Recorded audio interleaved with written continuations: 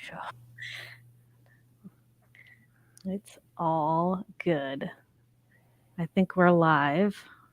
Running a couple minutes late tonight, guys. Sorry, I'm trying to figure out the control room here. Things have changed since the last time I've sat in this seat. So I think we're good. I don't know. Yep. We'll see. It's going to be a no We'll bueno see. show for sure. I really was hoping that Scott would like walk in the door right now so I don't have to do the controls because I'm always nervous in the control room. Right. You know. He's like a couple hours away still. Yeah. Okay. So I guess we could get going. We ready? I'm ready. All right, this is really weird with only two of us. Yeah. Okay. So we need some callers tonight. Yeah, right. Exactly. I think the call-in is working, so that'd be great if we had some callers. So, all right, I'm going to start the show in 3, 2, 1.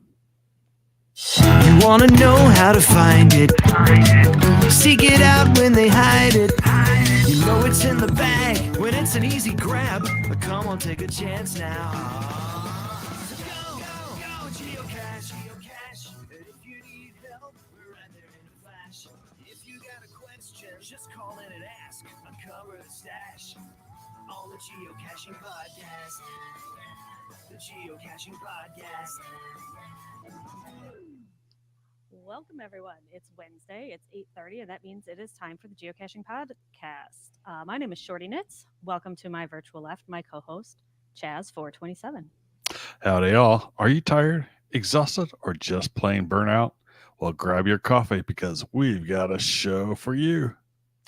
That's right. Tonight is a very no bueno episode, number 779. We are recording live on August 16th, 2023. And tonight we're talking about geocaching burnout. Phone lines are definitely open, or so says that browser. So give us a call, 808-468-7924. That's 808-GOT-SWAG. Or for international callers, you can always call us for free via the web at callinstudio.com/show/GCPC. But first, we got to talk Patreon. Got to pay those bills. We have to pay the bills because, as you know, it costs a lot of money. We tell you this every week, guys. It does cost a lot of money to make this podcast work. All of the extra features that we have, the hosting, the call-ins, all of the stuff. And we definitely appreciate all the help that we get, but there's always room for more, bigger, better, more stuff, extra stuff. What because you get extra audio, extra video, the end of the year giveaway, and much more. I think the end of the year giveaway is going to be really good this year. We had so much stuff left over from last year, and we've been contributing all year so far. It's going to be a good one. So, guys, if you want to join the other side, you can go to patreon.com/the Geocaching Podcast. Or if you don't want to make that commitment, I understand. You can always make a one-time payment, and that you can do at paypal.me/the Geocaching Podcast. Hold on, I got music here somewhere. Promotional consideration paid for by the following.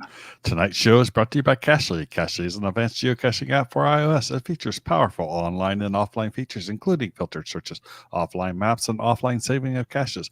Cachly has hundreds of advanced features that will make your geocaching experience just that much better. Get more info at cachly.com. That's CACHLY.com. It's also sponsored by Logwork. Logwork are the creators of the fantastic logbook, made with genuine Write in the Rain paper. The logbooks are designed for the micro containers of the present and future and geared towards the hider who would rather go caching than do cache maintenance. Find them at logwork.com. That's LOGWERK.com. It's also brought to you by FTS Geocacher Magazine. FTS Geocacher Magazine is the magazine for geocachers written by geocachers. With 6 issues a year, FTF offers practical advice, hints and tips, cacher bios and milestones, geocaching events, trail tales, and all things geo-related. Find them at ftfgeocacher.com. And by the Max Suds Body Company. Max Suds Body Company makes handmade bath and body products from all natural oils and butters. Items such as Poison Bee Gone soap, itch spray, and 2-cent choices of bug spray are all great for outdoor enthusiasts like geocachers. At Max Suds Body, we have you covered from head to toe. Find them at maxsudsbody.com. That's MACSUDSBODY.com. And by Practical Geocaching. Practical Geocaching sells utility items for geocaching. Our items are made in the USA, and we always provide free shipping. Find them at practicalgeocaching.com. That's PRACTICAL geocaching.com. And by Arted Crafted. Arted Crafted creates unique geocaching themed tees and custom designs for you or your geocaching group. With adult sizes ranging from small to 5XL, if you have an idea for a shirt design and cannot find it, you've gone to the right place. Please give them the opportunity to show you how they can enhance your caching experience with your own custom design. Visit them at artedcrafted.com. That's ARTEDCRAFTED.com. And I just need to give them a quick shout out because Scott and I we're scootering last weekend up at West Bend at the Mega and, ran out of power. And they were nice enough, Arted Crafted folks were nice enough to let us plug in their chargers at their booth at the Mega. So They juiced you up. they juiced us up. So thanks, Sean. We really appreciate that. You saved the day.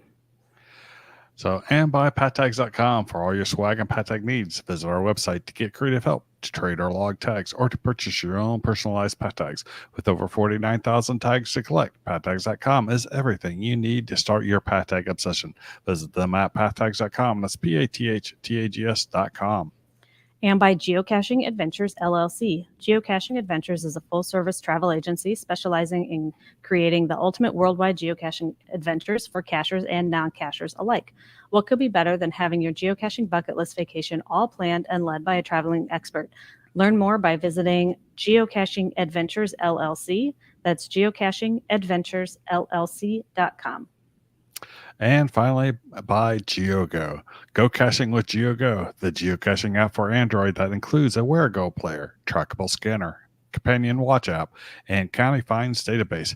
If you are an advanced geocacher, GeoGo helps with the powerful features like nearby cache notifications, optimized routes, offline mode, bulk TB logging, and more. Learn more by visiting them at geogo.com. That's GOOH-GO.com.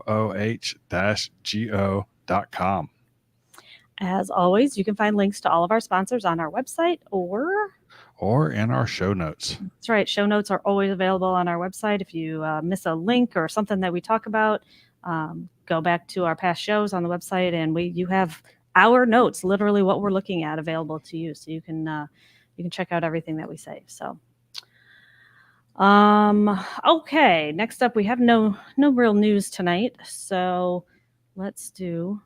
I got mail! Yay! I got mail! Yay! We got a couple emails, Chad. Mm-hmm. Yes, we do.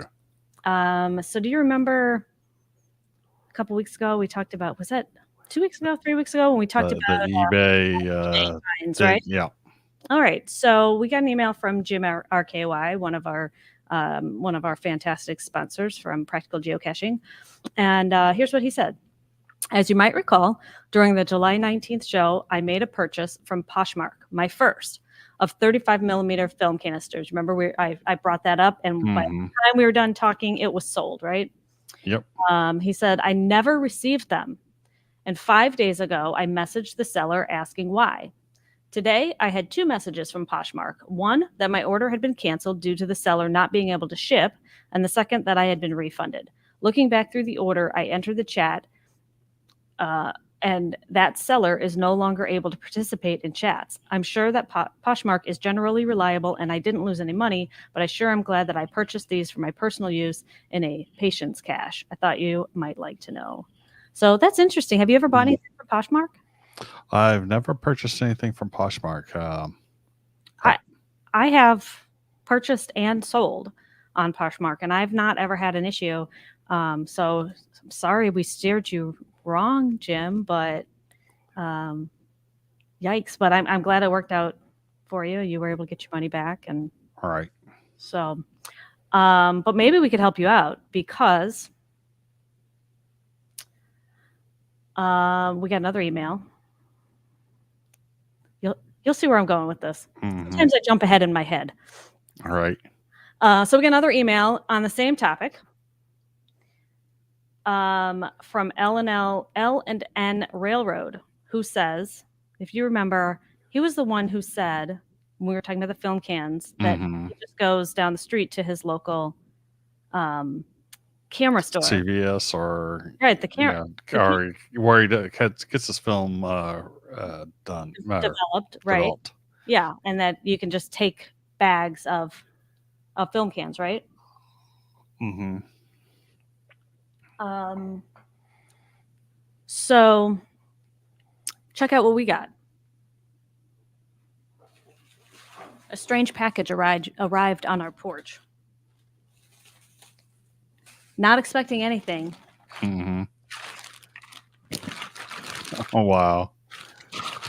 So for people who are listening, if you can hear that, that is a ginormous bag of film cans.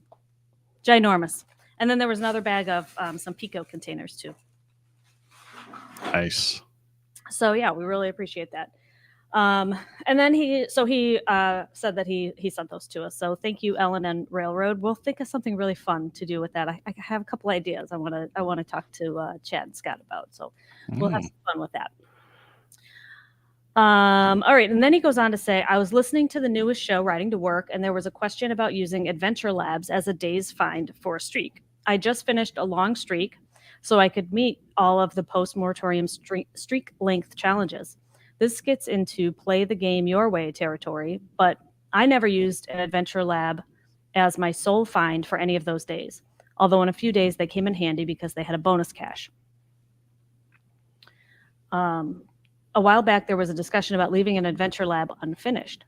On a trip to Key West earlier this year, I left one of the Adventure Labs with only 4 of the 5 stages logged. My modes of travel there were foot, tour trolley, and hotel courtesy van. There was one Adventure Lab that had the fences set very tight, so I couldn't log one stage from the vehicle, and it was a very long way from any of the stops, so it would have taken me hours to log it. If the fence had been a little looser, I probably could have logged it while riding. I'm fairly sure I had the answer based on reading the description, but it wasn't worth the effort to disrupt my trip for one additional stage. Do you ever do an adventure that the fence is so tight? Yep. That it's like you're walking and walking and walking and... Yeah, there's one Adventure Lab in the Seattle airport area where the one of the stages is in the actual bus depot that is next to it, and you really couldn't get out and around to that bus depot to finish that. So none of us in the group that I was in were able to get that. Yeah, and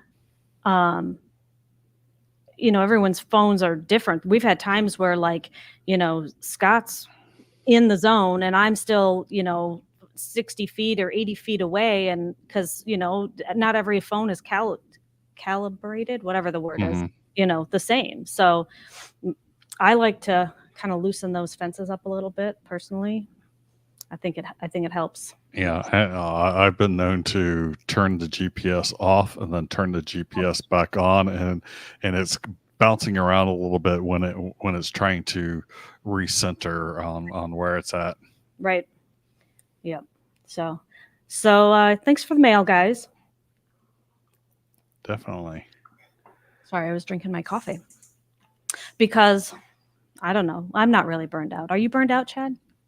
I've had periods of time where it's like, man, it's like I don't want to geocache anymore for a good long while. But I've never gone to the point of I never want to geocache again. Which I know some people that have, and they've gone for a year, 2 years, even longer, and then came back to the game. Yeah, I don't think I've ever gotten to that point where I'm like, that's it, I'm done. But I think there have been times. It's like I need a break. I need a break, right? So what is it that leads up to that for you? For me, it's a couple times. It's been like after big megas where you've done several hundred caches, and it's just like I'm exhausted. I don't care if I ever see another geocache Well, maybe not for the rest of my life, but for a good long while. Yeah. So just in doing some research, I guess you could call it, for the show prep, I found a few quotes of some cachers. Here's some things that people have said. Sometimes I get burned out trying to come up with unique logs for what are usually forgettable caches. See, I don't have that problem because if it is a easily forgettable cache, it's usually no more than thanks for the cache. Right. You know, I'm sorry, but it's like you know, if I find another nano underneath a bench, it'll be too soon. Yeah. Here's some other quotes. I'm tired of repairing the same caches that keep getting muggled and destroyed.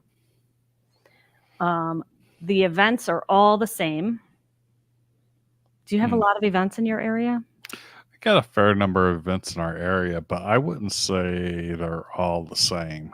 We get a fair amount of diversity in event types and what people do, the hosts do at events and stuff. So we tend to get some holiday specific events with themes, and even like costume parties for Halloween time frame, ugly or ugly Christmas sweaters, and various other things to kind of make things interesting, and so you're just not going to an event to go to an event. Right. It seems like lately that's kind of how it's been around here. There's a lot of events all the time, and the only thing really that changes is the location. Mm-hmm. And it's at this restaurant or that restaurant or this ice cream place or that ice cream place, and it's kind of, I don't know. I suppose in that way I am kind of burned out with events. Like, I don't look forward to going to events. I don't know. I think I've slowed down a little bit on the events that I was going to, especially when I moved out to California, because I was going probably an average of 6 or 7 events a month. Yeah. And now it's more like 1 or 2. Wow. Okay, couple more quotes, and then we have some calls we'll take. I still love the game and all, but certain people have said certain stuff and it hurts. I think around here, I don't know what I can't compare our community to other parts of the country or the world, but it does seem like around here it can be really cliquey.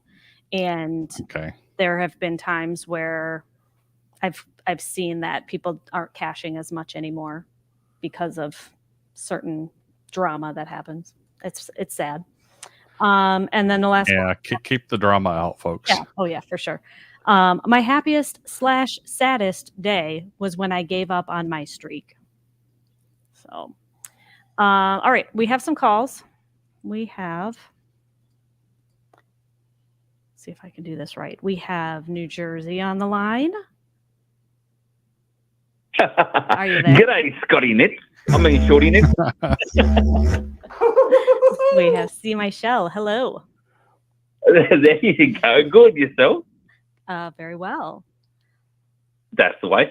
I agree with you in regards to the latest stuff with HQ, how they went month upon month of actual streaks. Now, I've got my streak done and dusted, but I think a lot of people may be having burnout now because of the 2 months in a row streak. So that's a possibility. I mean, my biggest streak itself, but then again, I was dedicated to my streak, was 1,234 days, 1, 2, 3, 4. But crazy. After that, I was done for a few weeks. Sure. Yeah, I think my biggest streak is like 44 days, and I was like, nope, this isn't for me. I think I'm like 205. It's like one day when I retire, I might go for a serious streak run, but until that time comes, it's like no, there's no way I'm going to focus on the streak. Mm-hmm. Well, I'll tell you now, Chaz, and that is for my streak itself. I moved house 4 times, moving house, and I lived in a state that was like 3 times the size of Texas. So that's what I had to do to keep up my streak for that that length of time. So, but yeah, Right. I think HQ, when they did 2 months in a row, I think that burnt out a lot of people, to be honest with you. But the other thing is, and this is what I recently sort of went through as well, was a lot of mental health stuff. You find all your caches in your area. You don't really want to travel anymore. You want to be home, especially after the whole, 2020 rubbish. And so you just sort of forget about it and you go, well, do I really need to do it? How you get out of that, though, is your geocaching mates, your friends, your buddies, your pals. Right. For me, like, the geocaching vlogger, Joshua, I go with him, travel with him often now, and that's what's got me out of my rut, because I've been through a rut for the last 12 months, especially with videos as well, and 15 months. But with him on my back, it sort of like helped me out of that rut. You know what I mean? So I think if you rely upon your geocaching mates, then that's what's going to get you out of the rut for sure. Yep. And doing different things, right? I mean, you've really kind of spread out what you're doing and what you're focusing on. And yeah, that's right. I mean, I've got into Munsey now a lot more as well, and people bag out Munsey, but they don't realise the change that it's made. But anyway, that's a different. That's for another show from a different podcast. Right. Right. And your podcast. Yeah. We've developed our podcast now as well, which is pretty cool. And I do apologise. That was my stuff up last episode. I totally cleared our recording that we did in the restaurant, and it was great, but I don't know where it's gone. I'll be honest with you. I spent nearly 4 hours looking for it on my computers, but anyway, that's funny. It's gone. So for those of you who don't know, See My Shell and Joshua, the geocaching vlogger, have their own podcast called Treasures of Our Town. Did I get that right? Treasures in Our Town? Of Our Town. Yep. Treasures of Our Town. That's right. Yep. And you guys go to different locations around and talk a little bit about geocaching, but really it's more about the locations and things to do there. And Scott and I met up with them in Cleveland last month or the month before, and we had an audio clip, and apparently that has gone MIA. So you're forgiven. I understand. Technology, right? We'll just blame it on technology. No, I'll be honest. I'm sure I'm 100% honest. It's not technology. It was my fault. It was my stuff up. I think I deleted it somewhere along the line. It was me. It happens. It happens. Not quite as bad as having a 2-hour interview with a guy from Spain and forgetting to hit the record button. That might have happened. That might have happened. Definitely might have happened. Yeah. And it happens in the audio and video world as well. So I've had video interviews as well that I look back and press the stop button, and then it starts recording. You go, when you oh, jeez. Oh, that's funny. No, it's all. All right, guys, I'll leave you to it. Have a good night. All right, thanks for coming. All right. Appreciate your input. All right. You're doing a great job too, by the way. So a great job. Thanks. Trying to work the controls.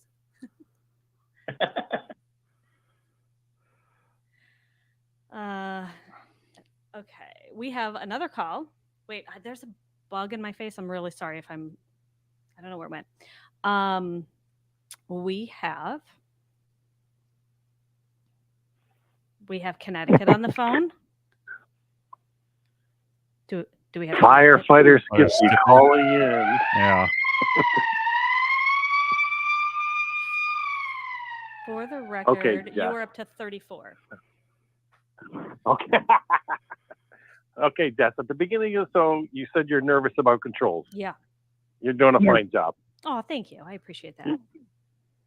You always manage. Thank You do just fine. So stop being nervous. Okay, thanks. Apparently, I'm having issues with the mic because my mic, I can talk from the side and it picks up.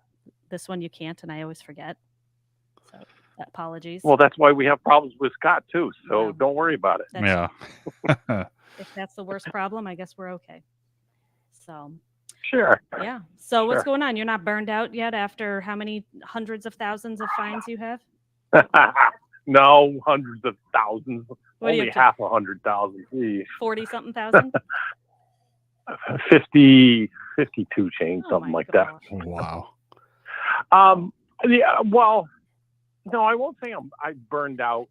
I will say since the pandemic, I do miss caching with a couple of groups that I was caching with regularly.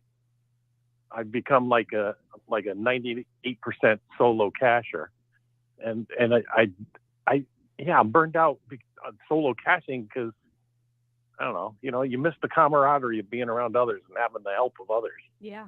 Yeah. I totally get that. If I was by myself all the time, I'd be bored and I wouldn't want to do it. It's 1,000 times better with people, right? Yeah. Yeah. You have Definitely. so much more fun with other people. Yeah. I mean, you're lucky that you have Scott, that you guys can go off so much Yep. and together and do stuff. Yep.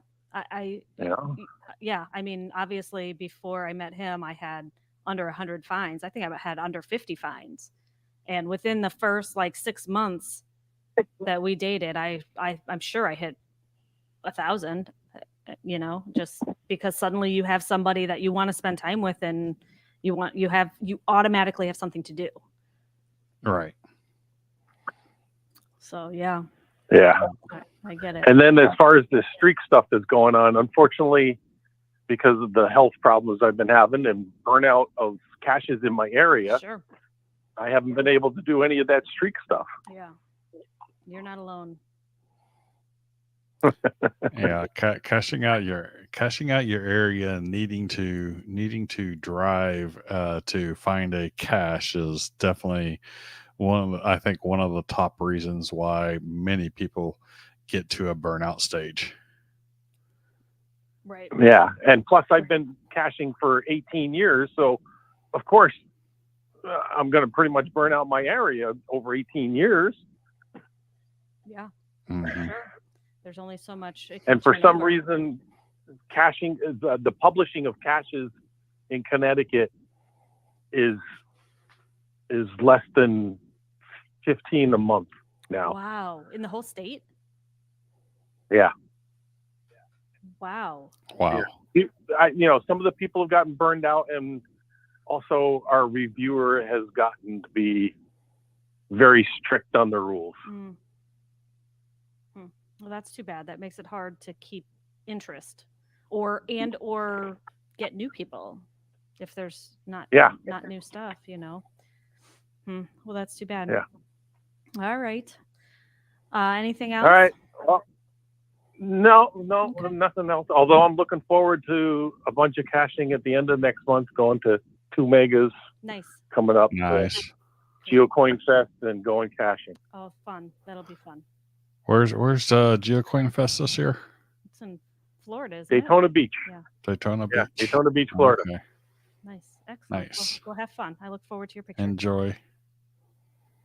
Yeah, and Chad, I'll be hooking up with Linda and Debbie and a bunch of their friends when I'm going caching.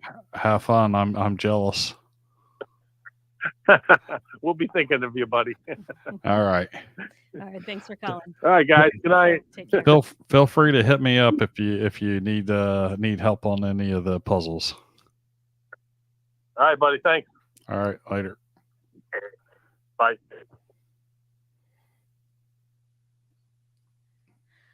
Okay. Well, we might as well just keep the call train going.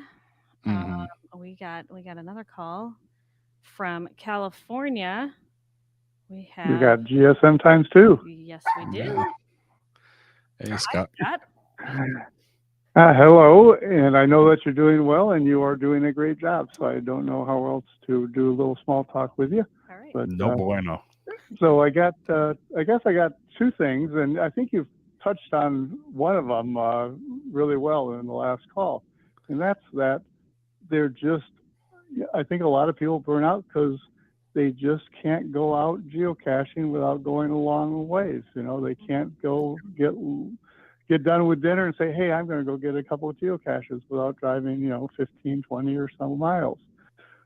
So the solution to that, or one of the solutions to that is, and I always harp on it, is let's get that game board refreshed. Let's get some of those old geocaches that have been out there for, 5 or 8 years and set something better. Whatever you set 8 years ago, you've probably seen some other things that are better and more interesting. And so archive those ones that have gone cold and puts out something new. I think that would help. That would help everybody, including the people who are hiding.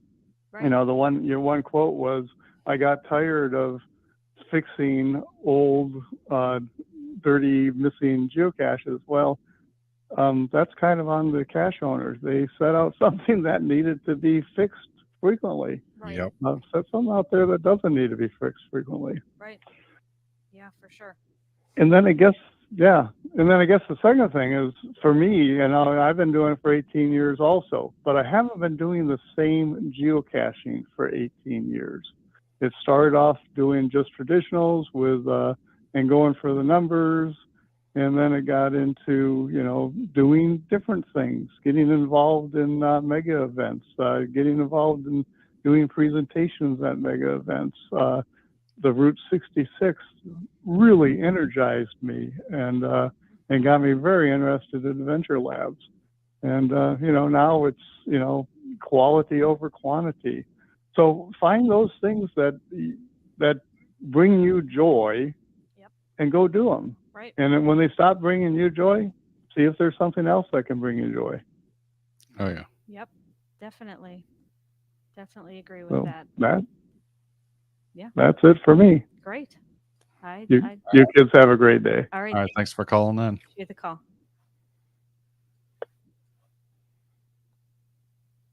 All right. Well, call's over. I mean, that's pretty much touched on. The show's over. That's pretty much touched on everything we have on our notes. Thanks, guys. Have a good night. No. No, we got a little bit more in the notes. No, we have quite a bit. But yeah. So I kind of did the show notes a little differently tonight. I have it broken up into the whys Mm-hmm. and the what can you do about them. So, first of all, I think we've kind of defined what burnout is. And I think there's kind of like two levels of burnout, right? The Mm-hmm. first one is like the newer cachers, right around maybe 50 fines or so. And they're like, okay, I've tried it. I don't like it. Yep. I think quite often they haven't found the right caches. Correct. So they're finding the LPCs, the generic caches around that. It's great for the numbers, but it really isn't great for the entertainment value. Right. Yep. I definitely agree with that. And then you have the more experienced cashers, maybe 1,000 fines, maybe more. And theirs is, something's changed. It's not fun anymore. So what's causing them to burn out or quit?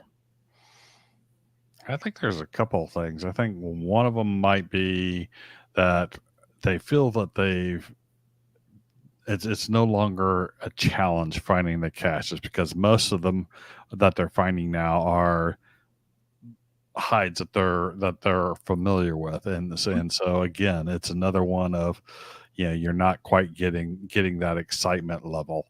Yeah. And I think in order to change that, you need to literally search out caches that have high favorite points. Yep. Search out caches that are a little bit different. Start hitting things that maybe you haven't done. If you've been almost totally traditional, start branching out into multis, branching out into puzzle caches, challenges. Challenges can if you sign some challenge logs and you got some things to do, you might have targets that drive you to get something done. Right. Yeah, definitely. I agree. I think, when you find something that you've never seen before, I'm creeping up on 17,000 fines. I just realized this weekend. And I still come across things that I've not ever seen before. And I just did over the weekend. I was at it was like a shelter along a bike trail, just a small one with like a picnic table underneath with a canopy over top, wooden. And way up in the rafters, the hider had taken the lid of a film can and screwed it in to the side of the rafter and then popped the container onto that lid. So you look up and it's stuck there. You try to take it down. You can't get it down. You have to, pop it off. Yeah. I'd never seen a hide like that before. I thought it was brilliant. So, nice. I was like, oh, that's really cool. So I think when you come across things like that like kind of, reinvigorates your excitement. You figure out that what excited you to begin with, right? Yeah, every once in a while I come across a hide that is totally different from what I've seen before, and it's like, oh, that is cool. That is a great idea. I'm going to copy that, and then I never do. Right. Yeah, I do that too. So maybe their reasons are personal. Maybe there's time constraints or family pressures. I know for Scott and I mean, I don't think we're burned out, but we've been, so as you all know, we've been incredibly busy this past summer with baseball and other commitments and family things going on that we just really haven't had the time. And I have found, for me anyway, the less I do, the less I think about it.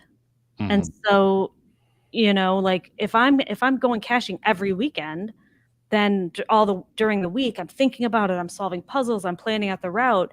But when I'm not going every weekend, I'm not thinking about it, and I've really stepped back. So Yeah, this is going to be a slow year for me. A relatively low number year for me. Part of it from job hunting and not getting out there while I was job hunting, and then getting a new job, and really focused on that job. And then the summer heat at the weekends. It's like every weekend, it's like popping up into the hundreds, and it's like, I'm not going cashing out in this. yeah, well, that's one of the things that I have listed under my location reasons: bad weather, or maybe a nasty winter, lots of storms. We tend to have beautiful sunshine during the weeks, and on the weekends it's raining. That seemed to happen like every weekend last year.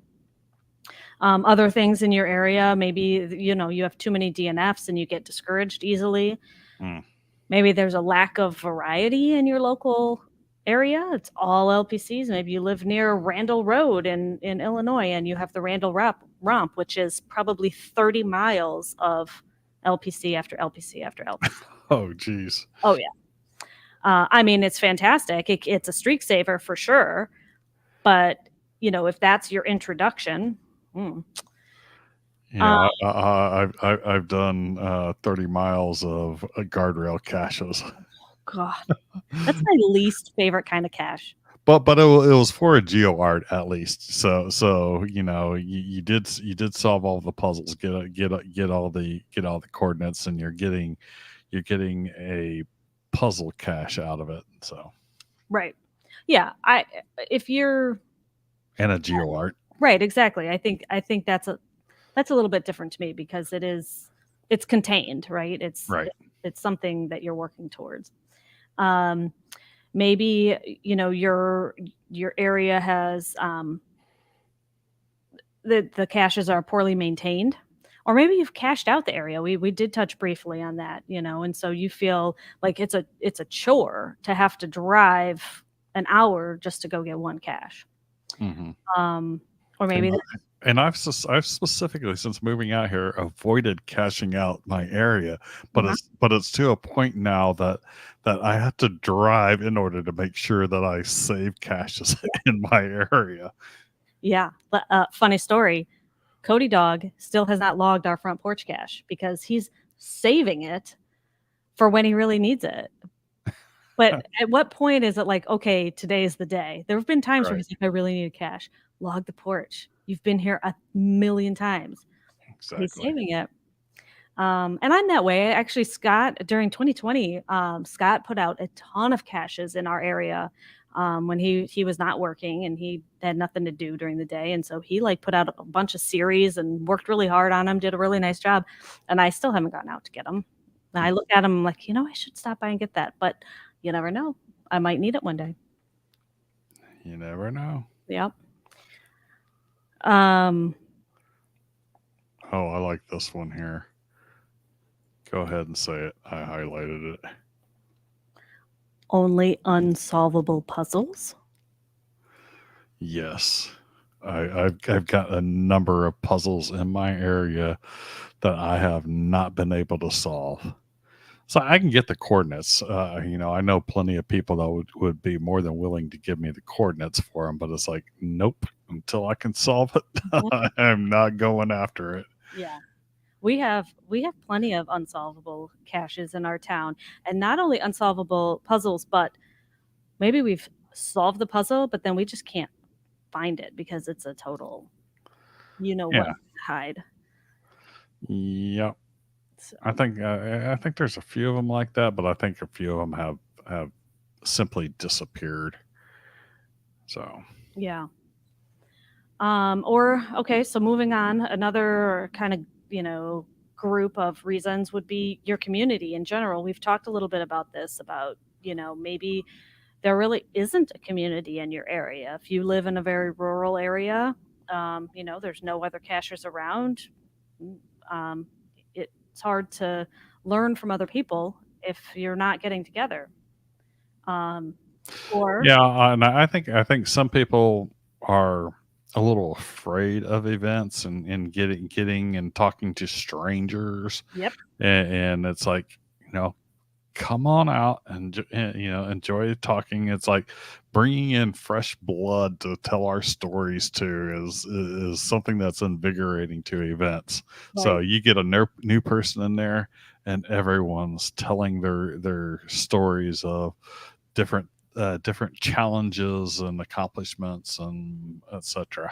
right. Or you really got to go do this cache, you really got to go do that cache. So that kind of gets you some of the caches that are really terrific in the area as well.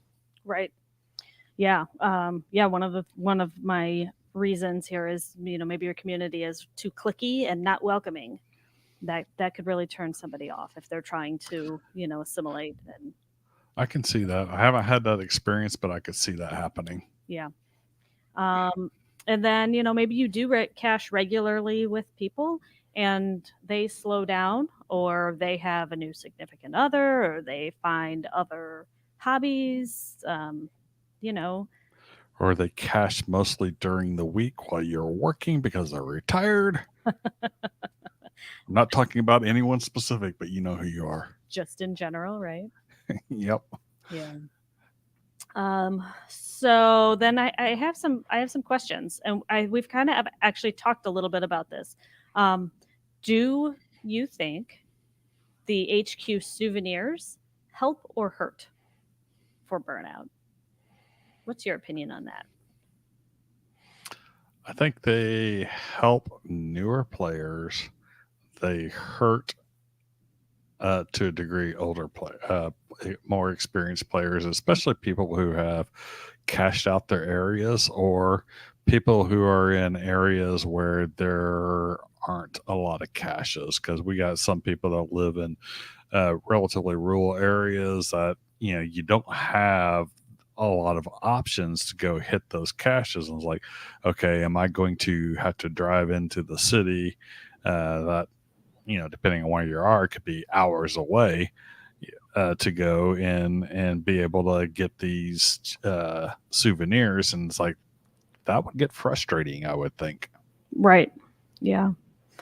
Yeah, I mean, I think there have been some of their promotions that have been really fun, and others, I think, it's and I understand it's hard for them to find that middle ground, where it's just challenging enough, but not to the point that it's going to push people away. And there's, as we all know, there's cachers all over the board. There's your casual cacher might find 5 or 10 a year, and then people who find 5 or 10 or even more a day, and Right. and everything in between. And so it's hard. I definitely get that it might help some, and others it might turn them away. So do you think people in general put too much emphasis on numbers? Some people do. Yeah. Yeah. I try to not make it about the numbers. Yeah. I don't either, but it's always fun to watch that number tick up. I can't tell you how many times I Yes. hit a milestone, and then I go, oh, I guess I hit a milestone. Yep. Yeah.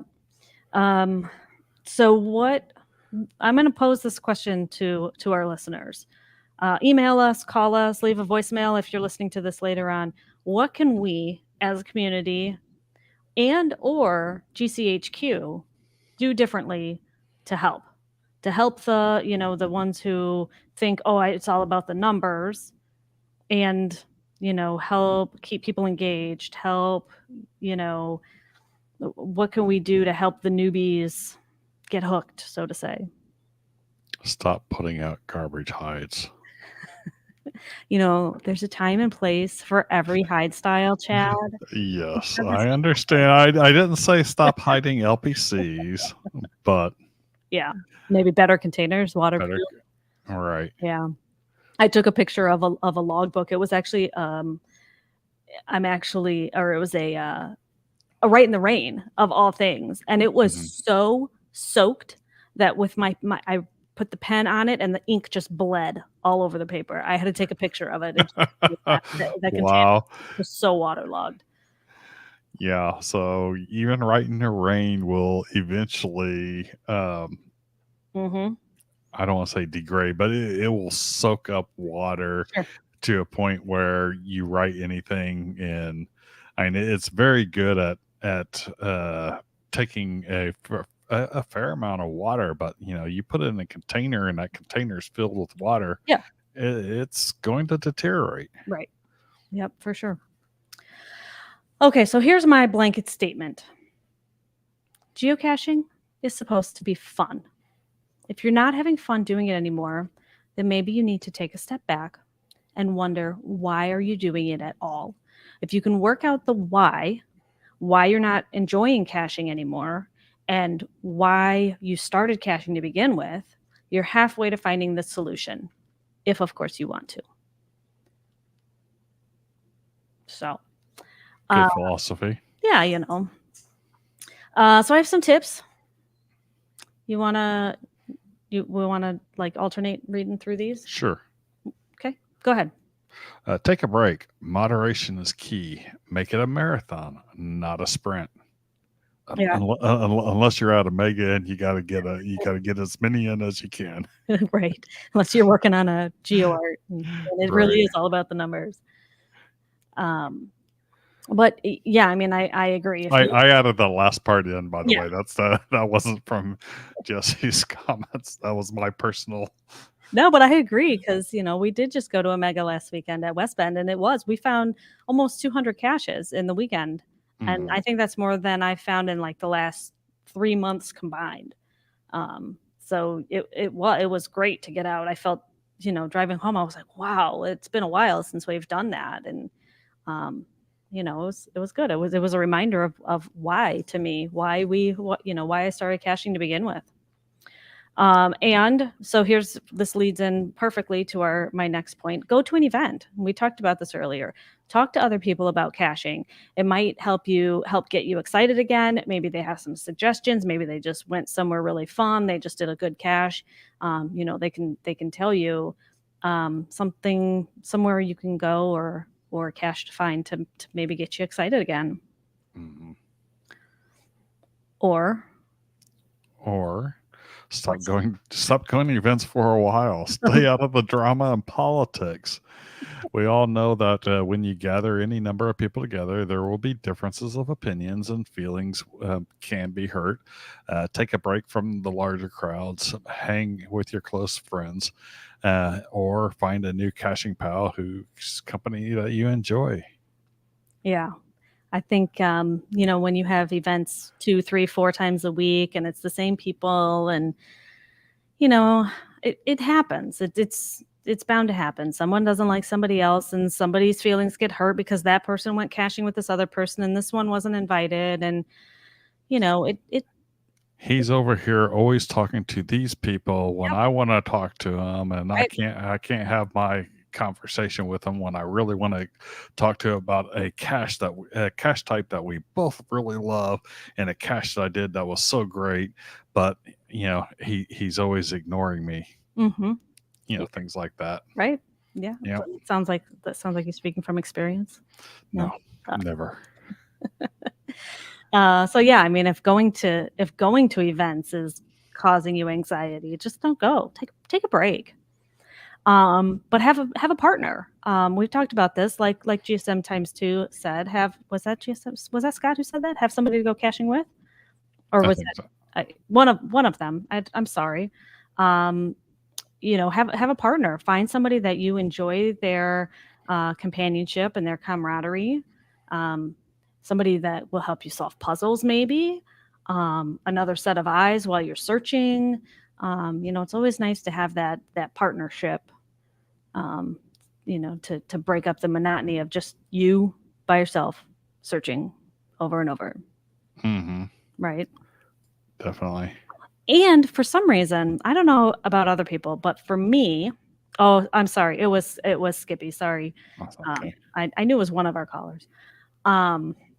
For me, if I'm by myself, I feel much more self-conscious of like where I am and am I drawing attention to myself? Yep. You know what I mean? But I hear you. if you're with a group of people, you're much more at ease, right? It's like I don't care if people see me digging through these rock beds and stuff. Everyone else is digging through the rock beds. They'll think nothing of it.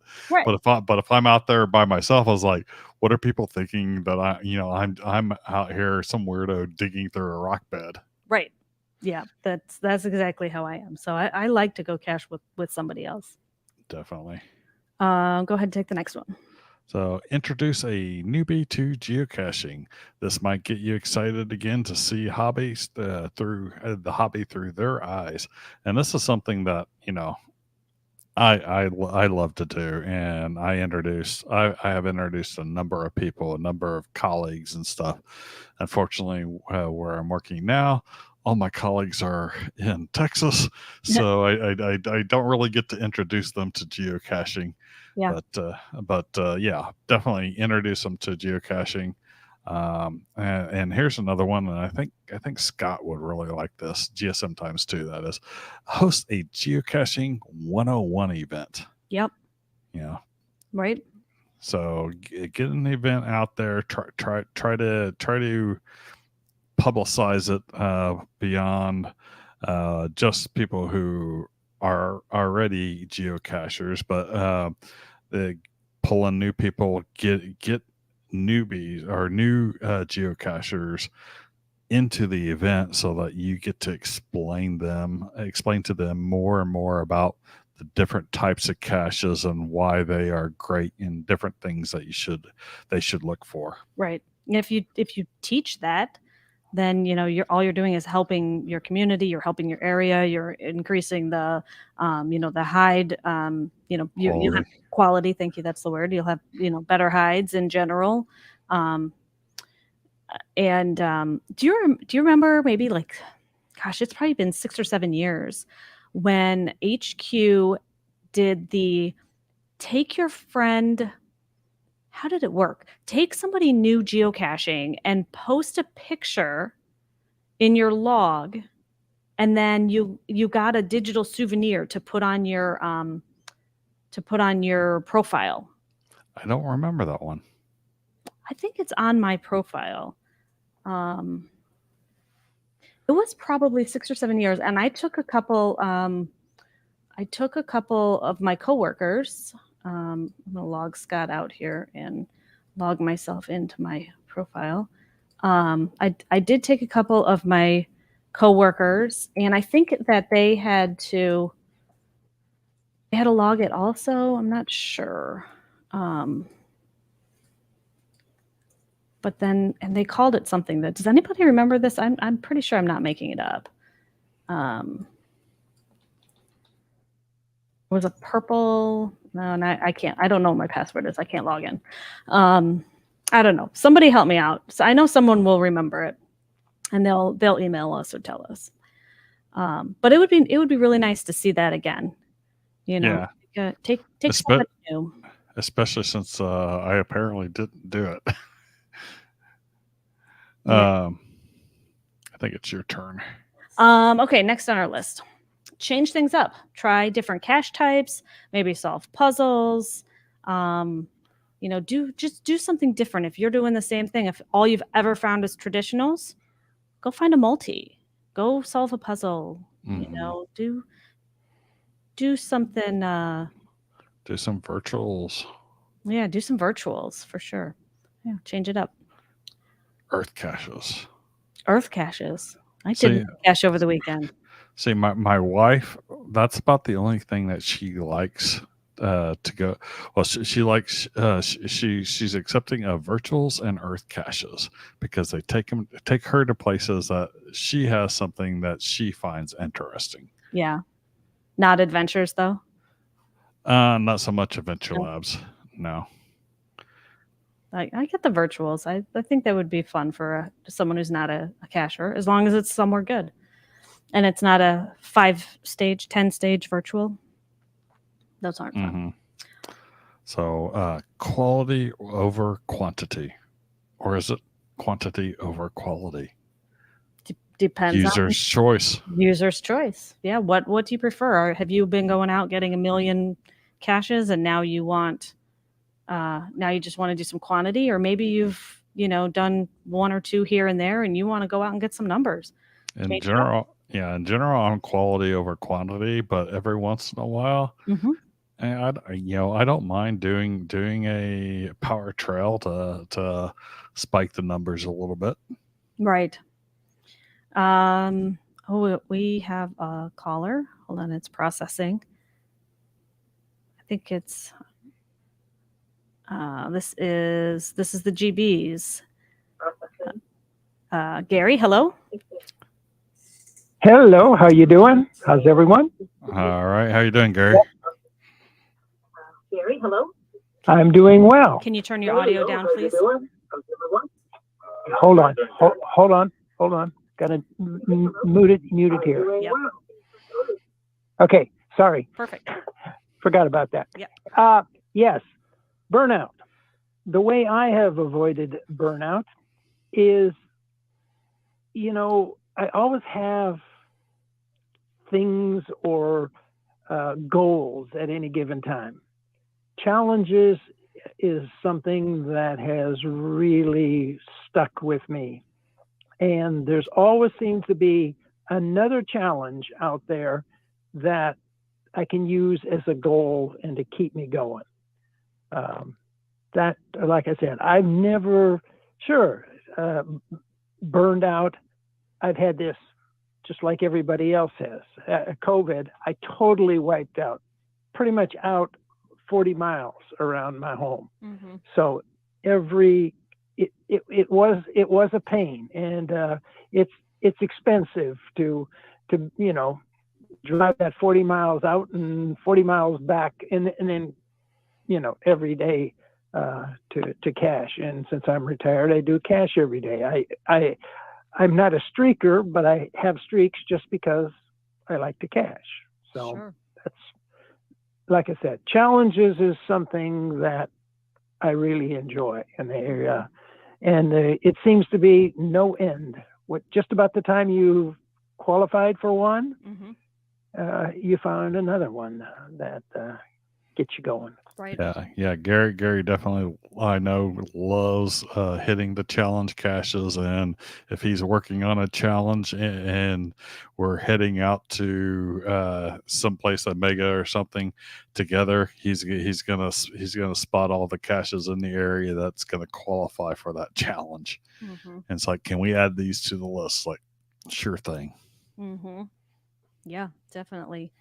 Yeah. Or working on multiple challenges at a time and make it really difficult.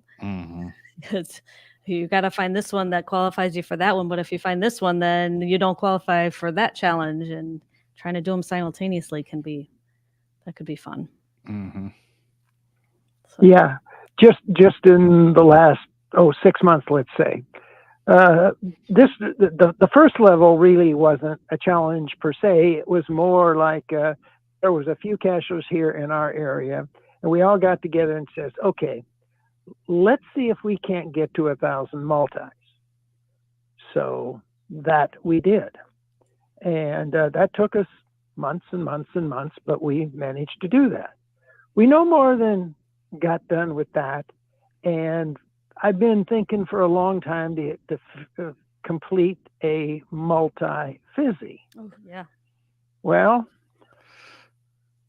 we don't have a lot of multis in California. I mean, we percentage-wise, I think we have probably one of the lowest percentage of multis of any place I've cached.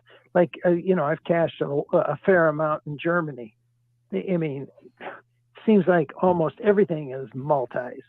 There's places where Multis are you have puzzles. to work to find a traditional.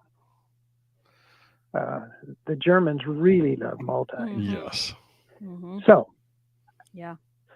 So Yeah. finishing that up, and I was just about finishing my my multi-fizzy, and somebody put out a challenge trail down in the Bay Area, and I hadn't even been there, but they put out a traditional, and they said something to the effect, and they actually put my name in there as being the only one in Northern California that was anywhere near close to having a multi 365. In other words, Wow. a multi every day of the year. Wow. And so I didn't even hear that. My friend says, "Hey, what's this all about?" I says, "Wait, what are you talking about?" I got there, I did that, and now I've probably got about 5 or 6 people here in the local area, and we're working on a 365 multis. Wow. And it just seems to go on and on. Yeah. Oh, yeah. Yeah. We have a lot of those I'm going to one up so-and-so's challenge by doing just one more. Yeah. We get that a lot around here too. It's fun. For sure. Yeah. Yep. All right. Well, thanks a lot All for right. calling. We appreciate it. Thanks, Gary. Okay, thanks. Bye-bye. Good night. We have a few left in our list, and actually, that was a couple down. Is having a goal, Mm-hmm. and again, it could be a challenge. It could be clearing an area. It could be filling a grid. Maybe your goal is just to have an experience, right? So maybe you want to target high favorite caches or a road trip or something. But have that goal. Definitely, I agree. Definitely. We got a couple more we skipped out of here. So start hiding more than finding. Create the experiences that you would like to find yourself. So this does two things. It challenges you to put out something that's really good.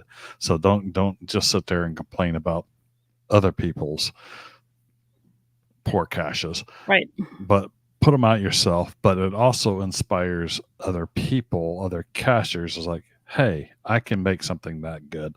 Let me go out there and try to put something out that's that good. Right. And the caching karma will come back to you. Yeah. Yeah. Or again, going back to events, we have an event here every year. I know we've talked about it on the show before. It's a creative cache contest. The hosts define an area. They say, put out a cache in this area, send me the GC number. They all publish the morning of the event. Everybody goes out, or no, they must publish like a week before. They publish the week before, and whichever cache has the most favorite points leading up to that event at the event wins prizes. So, Nice. it's just a way to encourage, some better hides in the area. And then going back to the goals, make sure you have a goal, but don't make them unrealistic or unreasonable or unattainable, because that could in itself burn you out. All right. Right. If, maybe your goal is to do a 3,000 day streak. Well, probably by about day 2,800, you'll be burned out. Which is one of the reasons on the challenge caches for the most part. If I don't qualify for them, I sign them and I just leave them there. Eventually, with Project GC, I will qualify and get it in there. Right. And the number one thing, circling back to the very first thing we said, is find your why. Remind yourself why you started caching to begin with. And, maybe your why now is different than it was 10 years ago, but but find that why. Definitely. So I want to read a few comments that we had in the chat room as we were going along, because I think these are great. Let's see. Jane Doe says, the thing about streaks, if you learn about them early enough in your caching experience, you haven't cashed out your area. And even better is you have multiple ways going to and from work. So newer cachers have that advantage if they want to work on the streak. The Pizza Ninja says, if I have a bad geocaching day, I think about how awesome pizza is. But occasionally you do get a bad pizza. It doesn't mean you're going to stop eating pizza. You just know another tasty pizza will happen. True enough. And I think caching is the same way. Oops, I've hidden that. There we go. Sparky916 says, I've really slowed down with solo caching. I like to cache with buddies more. So again, make sure you have that caching buddy to go cache with. GSM times 2 says, some people burn out when they disagree with HQ policies or, in quotes, the way the game has evolved. And I've seen that a lot around, longtime cachers. They're the game that we know now is not what it was 15, 20 years ago, obviously. And they don't like it anymore. And so it burns them out. They're not excited about it anymore. Yeah, but don't rage quit because you disagree with the reviewer's decision and then archive all your caches. Right. There's been too many cachers that have done that, and it's just it's not good for the game. Right. Yeah, no, I agree. GSM times 2 had another comment. He said, I think a lot of people cache with kids and then back out when the kids are no longer interested. For me, it's funny. I'm the opposite. I started caching as something to do. I was newly divorced. I had a young kid and I was looking for something cheap and fun to do. Cheap, ha, ha, ha. And, so we would go on adventures and we had a great time. And then as he grew older, he kind of lost interest and I went the opposite direction, as you all know. Yeah, but I cached mostly with my son for the first couple of years. And then, it's like when he became a tween, it was like, it's like, I don't want to do this unless I get to climb a tree. I don't want to go geocaching. Yeah. And now it's like, he's 21 now. It's like, really? Maybe he'll come back around. You never know. Maybe. Once he gets an adult life. Yeah. Or, eventually one day he might have kids of his own and he'll be like, oh yeah, I remember when I was a kid.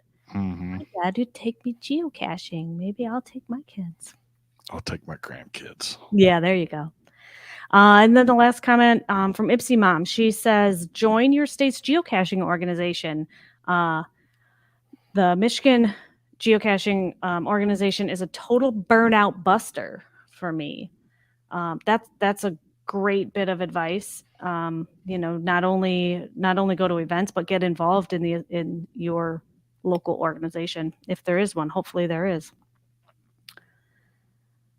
And that is all we got. I'm reading through these last couple comments. I don't see anything else new.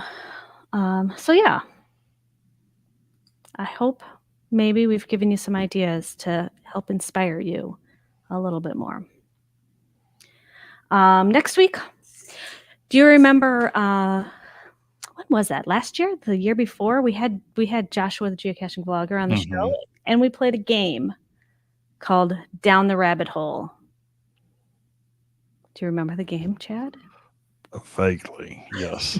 All right, well, we'll remind you how it works. We're gonna play again next week. It's gonna be Down the Rabbit Hole 2. Should be fun. It's a Wikipedia. So you get from point A to point B. Right. Yep. And him again. No, I'm sorry if I misled you. We don't have Joshua scheduled to be on the show. It's just going to be boring old us. Sorry. Uh-oh. I Oh, know, bueno. Josh is way more interesting than we are.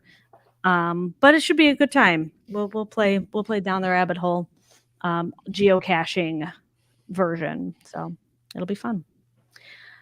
Anything else we want to add to the show tonight? Well, I think we've covered it. So thanks to all our callers. We really appreciate you contributing to the conversation. And if anybody else has anything to add, 808-468-7924. You can always call anytime, leave a voicemail, or of course, email us at thegeocachingpodcast@gmail.com. And we have, I have to find the recording. the recording.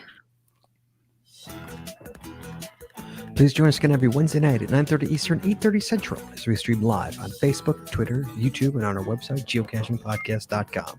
The archived video versions of our podcasts are available on our website or on our YouTube channel, and the audio versions are available wherever you find your favorite podcast.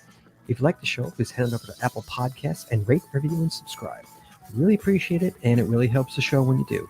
If you prefer to watch the show, make sure you click that subscribe or get notified buttons to know exactly when we go live.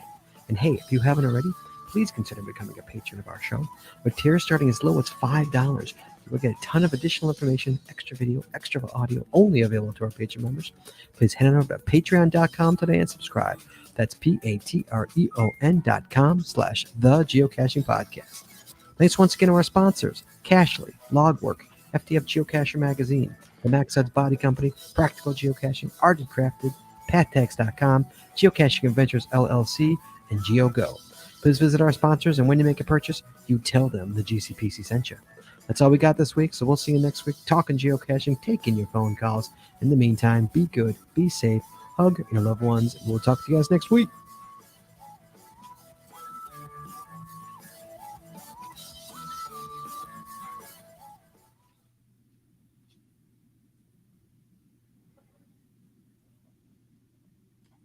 And we're clear. That's the show. We made it through, Chad. Yeah, thank you for the no bueno show. Yeah, it was a muy no bueno. So I apologize for all my ums. I know I do that, and I'm not a public speaker. So my sincerest apology. Sorry about that. Time to hit the record button, right? Exactly. I hope this was recording. I don't know. We know it's on YouTube, so we'll just pull the audio. Who knows? Yep. I don't know. All right. Well, that's it. I think I hit this big red end button, right? I believe so. All right. Thanks, guys. See y'all next week.